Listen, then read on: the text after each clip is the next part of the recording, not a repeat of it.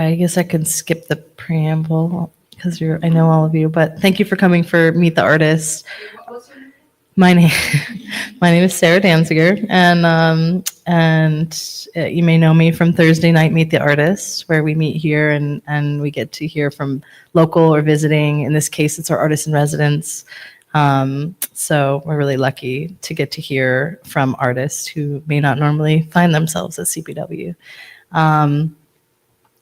Tonight, I have a couple announcements before we get started.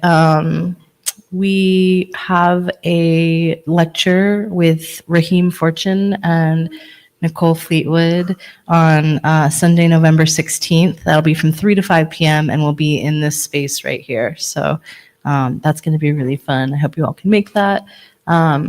We also just announced some of our winter workshops. We are almost sold out of bookbinding with Jackson Harden. So if you want one of the 3 last spots, we also have a couple other things. So please check that out if you're interested.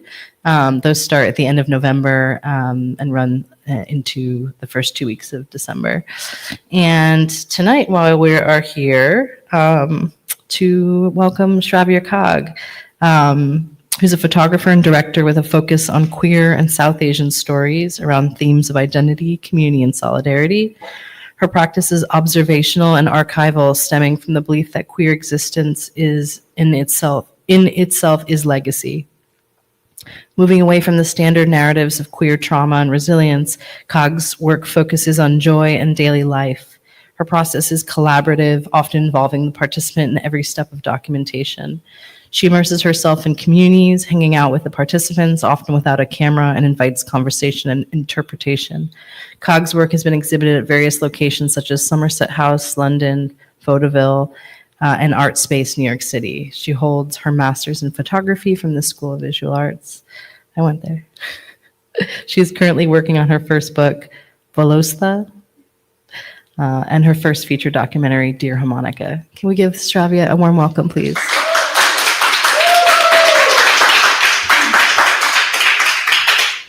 That was a very warm welcome. Thank you. Good evening, everybody, and thank you for spending your Thursday evening with me. It's raining and cold out there, so I appreciate you coming out. And thank you to CPW for making this happen. I'm Shravya Kag. I'm a photographer, visual artist, and director, born and raised in Vijayawada, South India. I'm currently based in Brooklyn, New York, and I predominantly work as an editorial and documentary photographer and filmmaker. And I'm also the current artist in residence at CPW. Today, I'm going to talk about my art practice, how and where it began, my creative process, and I'll show you a few works in progress that I'm experimenting during my time here at CPW. What you see here is one of the earliest self-portraits that I made. This was in 2011. It was taken on a mobile phone on my grandmother's rooftop. My foray into photography happened because I craved for a creative escape from my bachelor's degree in engineering.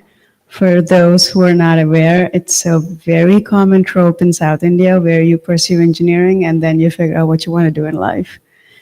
So in that sense, photography was like a tool of introspection to understand myself and the world around me. I started taking images on a mobile phone, and then my brother gifted me a DSLR, and now I make work in medium format. So it's quite the reverse from what you usually hear. During my time at CPW, I'm working on a project called Vellostha, a project that explores my gender identity and expression using photography, text, and collage work.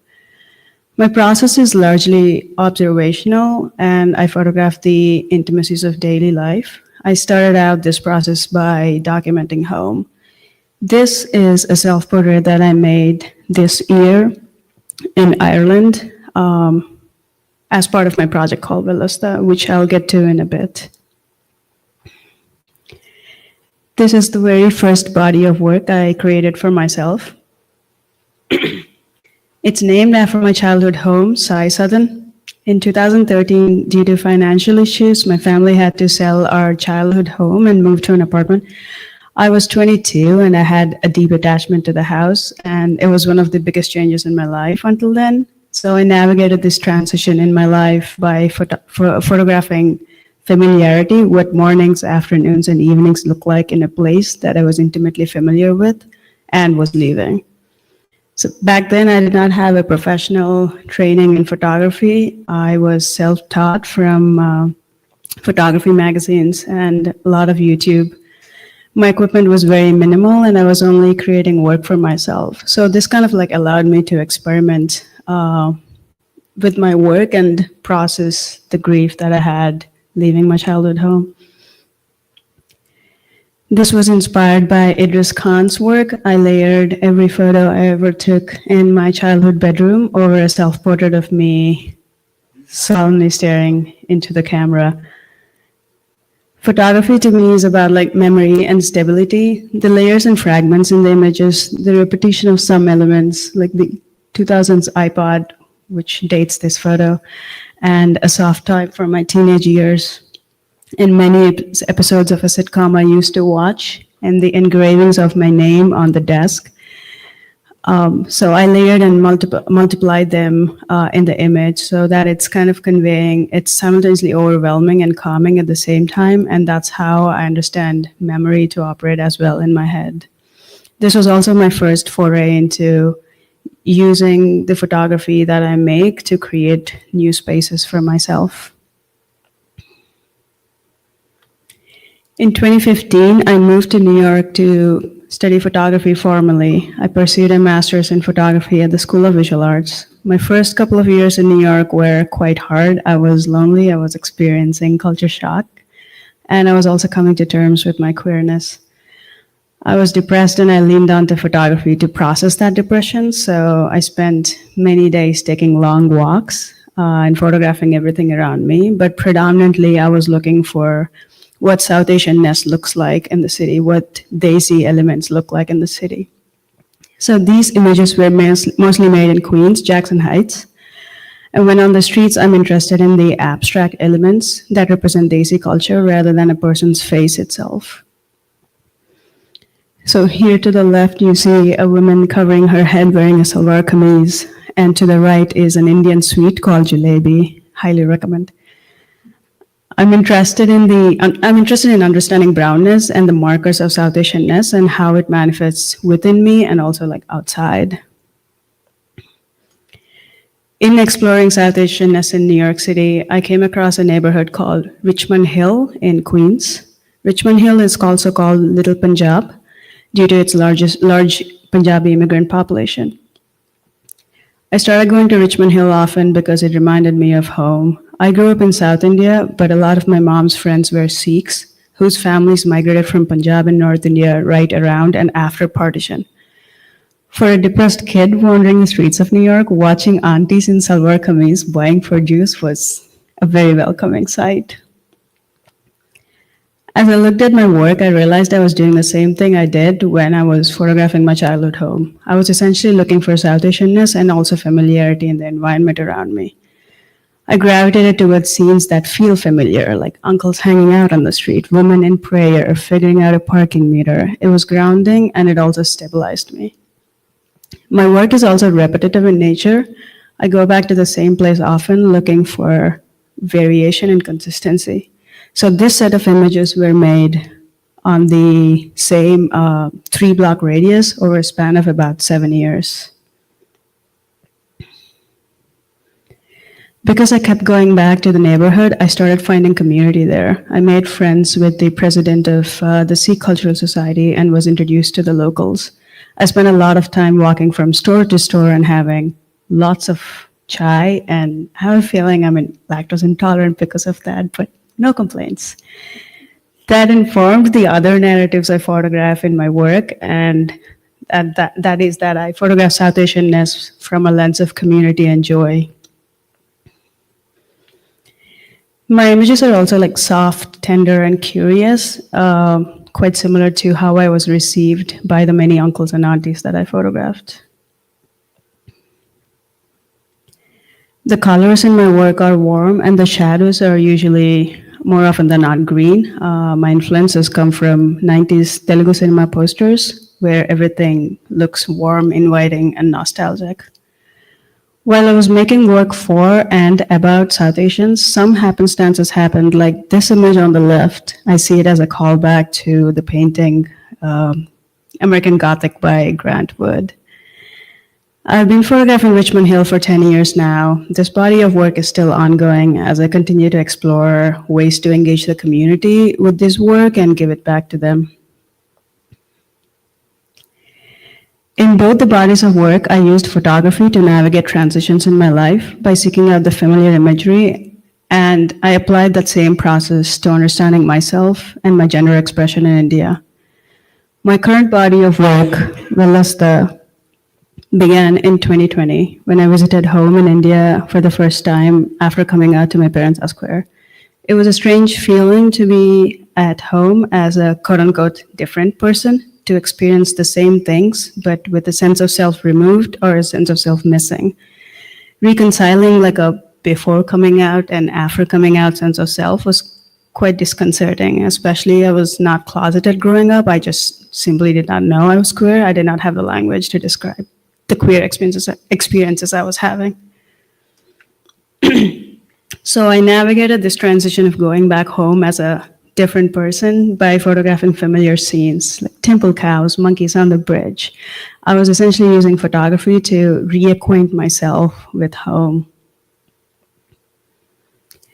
I photographed my home, a Telugu household. So this is a set of images you would often find in any Telugu household. It's a pile of ironed clothes wrapped in a big long cloth. Red chilies, mango pickle, packets of milk at the doorstep, and a hissing pressure cooker.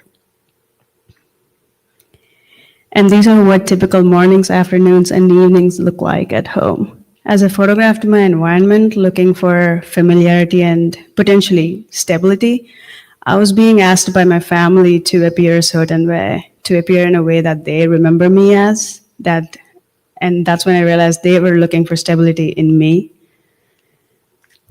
So this is how I look in Brooklyn, gender non-conforming with my hair up and facial hair and my legs apart, very quote-unquote unfeminine-like. And this is how I look in India. My hair is down, my chin and legs are shaved. I cross my legs and sit very feminine-like. This is also how my parents remember me, and this is also somewhat some version of myself that I feel nostalgic to. Vellostha in my native tongue Telugu translates to I will go and come back. So colloquially it is used to assure the undeniable possibility of one's return when saying goodbye. I'm completely myself, queer and gender non-conforming in Brooklyn. When I was at home in India, I'm queer carrying shame, trying to accommodate traditionally gendered clothing despite a family that is evolving to accept me unconditionally. So a little part of me is always hiding. How do I reconcile these parts of myself? And also, do I even have to? In my hometown, I lean into the familiar but not quite comfortable femininity because it's easy. I shave my beard and leave my hair down. My family was looking for stability in how they remembered me and how they perceived me. So then there's this constant negotiation of gender expression that happens when I'm in India. I'm asked about my beard, I'm asked about my undercut and the way I dress. So I have to decide whether I have to shave my beard and go to dinner and be quote unquote fully myself, or go to dinner and be that beard be the topic of conversation for the rest of the time. And I choose to shave my beard and present myself like that. And that kind of gives me a sense of dissociation and gender dysphoria. And so I cope with that dissociation by observing gender roles and gender expression in daily life and making self-portraits. Here's my dad reading the newspaper in the balcony while my mom is in the prayer room. This is quite a common visual in South India in the morning, where men are most often at leisure and women are tasked with the religious responsibilities. My mom is cleansing the house with sage, and my dad is reading on his iPad in the background. This is yet another representation of gender roles in my home or in most households. Here we see my dad sitting at the head of the table, and only when he's gone that my mom takes that seat. So gender roles like this are subtle and unassuming in daily life, and I wanted to capture that. Should I pause or? Yeah, that's okay.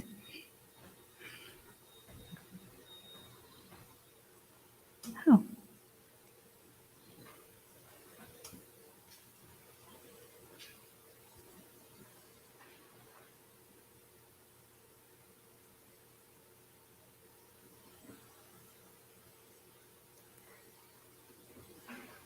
Okay, thank you.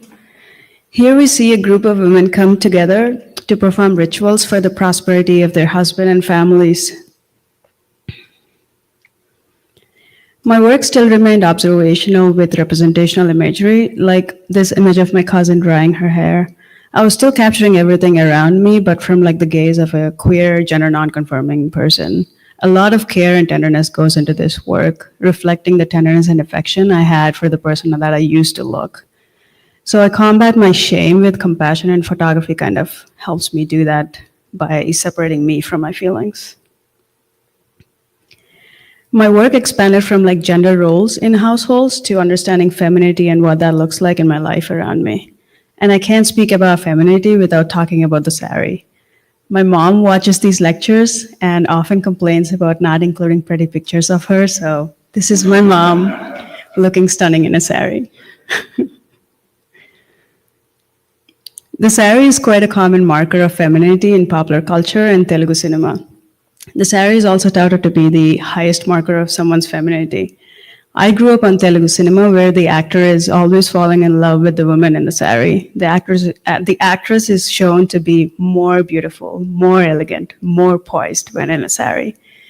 Here is my gorgeous cousin decked up as a bride. The gender binaries that manifest in clothing is usually amplified at weddings. Everyone is talking about the other's outfit and the sari and how goddess-like one looks. Weddings are also where I experience the most gender dysphoria, as I morph myself into someone I vaguely recognize but don't relate to at all. And so during those times, I can't even make self-portraits. I kind of just power through with dissociation, quite literally. In contrast to that dissociation, here's my grandmom elegant in a sari. I wasn't and still can't seem to access the comfort and the elegance other women find in this clothing. And so again, I turned to photography to document everything around me. I photograph women in saris performing domestic work. And I photograph women in saris being active.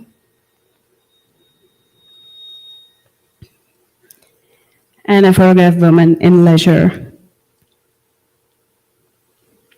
And again, for the most part, my work is not of recognizable faces, but rather the abstractness that evokes nostalgia.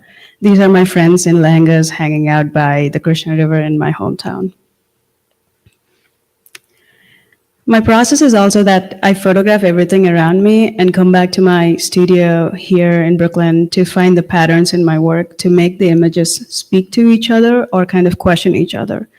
So my work for the most part exists always in conversation with each other. That's partly because when I'm in India, I'm constantly in conversation with myself. I oscillate between being deeply reflective to process the dissonance and then completely shutting down to protect myself from that dissonance. And in both cases, I'm leaning onto photography. I'm also interested in the visual motifs that denote South Indianness. Braided hair and sometimes with jasmine flowers is a common visual that you find in South India. Bangles, hijab, salwar kameez, and even associations to femininity such as pink flowers. I'm also interested in iconography of femininity, where to the left we see Goddess Lakshmi, Goddess Lakshmi in the lotus on the left signifies wealth and prosperity. And to the right, we see a poster during Dasara festival in Vijayawada. The festival in dominant narratives is to celebrate the triumph of good over evil. So this depicts Goddess Durga as a warrior. I'm also exploring femininity in interpersonal relationships. I identify as gender non-conforming, but I'm also my mother's daughter. So what does that look like? Both of us lazing on a slow afternoon with oiled hair, or both of us looking alike at my mom's paternal house? And exploring femininity in my relationship to the self. This is a self-portrait of me trying a churidar for a friend's wedding, and another I made right after that happened onto the rooftop. I went to the rooftop and made that to cope with that dissociation. To the left, the green thing is called a lungi, which is considered a masculine piece of clothing, which looks exactly like a sari. And to the right is a sari. So quite literally, I'm somewhere in between. I want to expand notions of what femininity and masculinity are, and drawing from my previous bodies of work, my body just existing, just being in India and here. In this collage, we see my mom at the dining table tying her hair up before having breakfast. I do the same thing, only in a slightly different way. My undercut is showing I have facial hair and I exist in the same space slightly differently. So why does that rustle many feathers? And however, I shave my beard to not rustle the many feathers. I come back to Brooklyn studio, and with the emotional distance I have from India, I'm able to create work from the imagery that I collected in India. This is me wearing a binder for the first time, gender euphoric and also calm. I want to clarify that it's not that there aren't third spaces in India for queer and gender non-conforming bodies.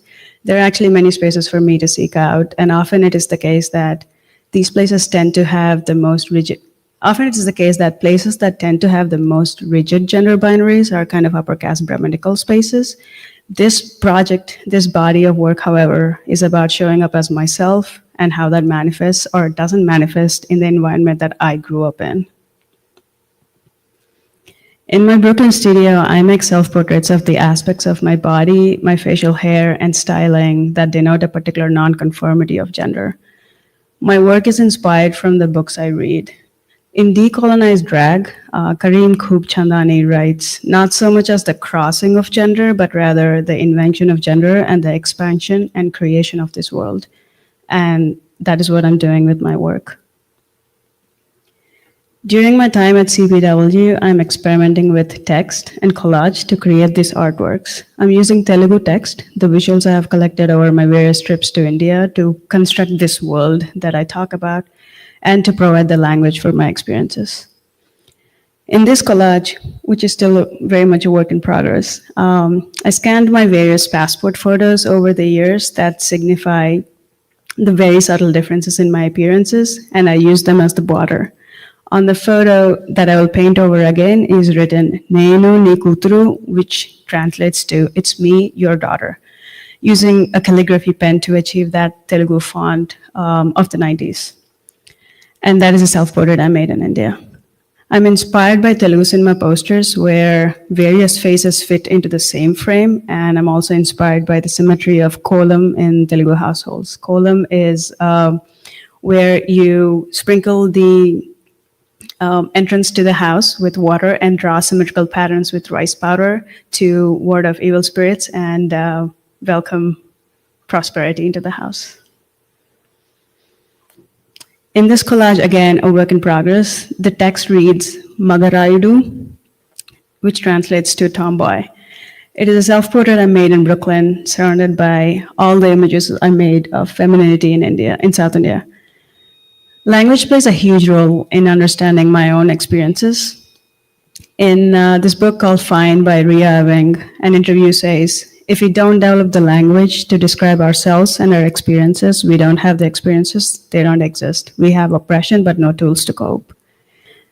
I intend to create these pieces with various Telugu phrases like Gaddam Ti, which translates to shave your beard, Ammaila Kucho, which translates to sit like a girl, Hero Laga Unnavu, which translates to you look like a hero.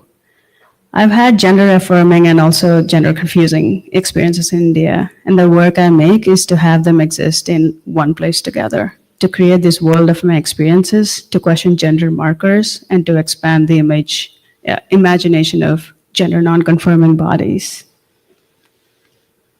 And despite how these bodies present themselves, the male gaze is quite persistent. Yeah, thank you.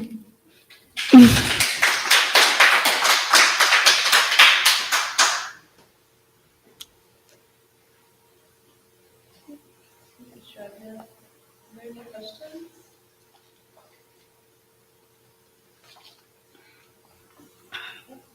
Is there a word for gender non-conforming people in India? Is there a Hindi or a Hindi? I think gender, like a lot of people do use gender non-conforming as the phrase itself. I haven't found a word in my native tongue yet. Yeah, What's your name? Telugu. Yeah, yeah, yeah. So a lot of the work you showed obviously work with your own body and your own experience. Do you see yourself examining a similar situation outside of yourself with other people? Or do you see this being a continual, I guess, reflection of sorts of your own experience? I think it varies from, yeah, it depends on the work that I'm creating. I do see, like, my work is also like documentary photography essentially. So I do see creating work around gender non-conforming people in India as an extension of this body of work. Yeah, but I think it also involves in kind of like understanding the ethics and moralities around photographing someone else's experience, because every queer person's experience is vastly different. Yeah. So So would you feel uncomfortable photographing other people's experience? I wouldn't say I would feel uncomfortable, but I think there would be a lot of conversation and trust, building trust and relationships with those people before I insert myself into their story and photograph that.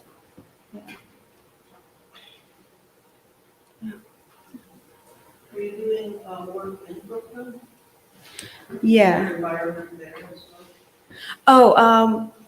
Oh, that's great. Yeah, I'm not photographing the environment in Brooklyn. I think I'm only photographing myself in Brooklyn. Yeah, for the most part. I haven't thought about that. Indoors away from everything else. Yeah, yeah, yeah. 'Cause there's a lot going on. Brooklyn as well. Yeah, no, that's very true. I think for the most part, I saw that as, okay, now I have the emotional distance. Now I'm going to photograph myself like how I want to be. And so it's very like an insular practice when I'm in Brooklyn. Yeah. The community that you were photographing, how did they react to the photographs? Was there any collaboration involved? Was there any exchange and dialogue?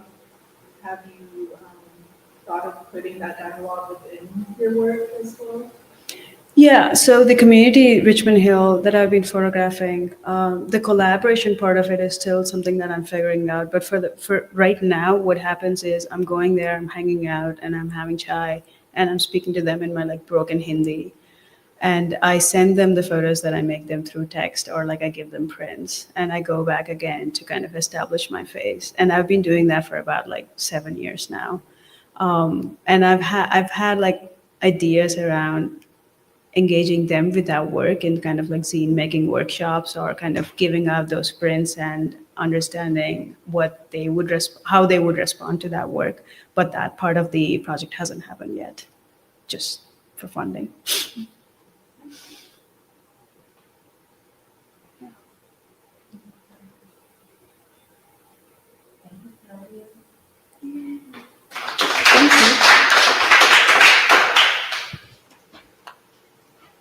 Thank you all for coming. I know it's a tough night. We're so glad.